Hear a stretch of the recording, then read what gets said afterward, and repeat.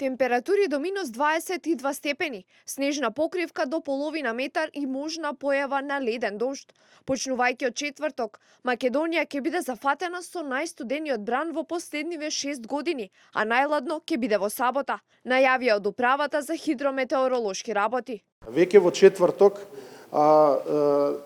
падањето на снег ќе достигне одредени количини кои што ќе можат буквално да направат сериозна промена во временските прилики и исто така ќе биде зафатена целата територија на Република Македонија. На повисоките места тој снег ќе биде и до 50 сантиметри, додека на пониските ќе се движи некаде до 25 сантиметри, ќе дува студен ветер од северозападен правец и температурите нагло ќе паднат сериозно испод нулата, така да во периодот петок, сабота, недела не очекуваат дури и дневни температури од минус 10, а ноќните ќе одат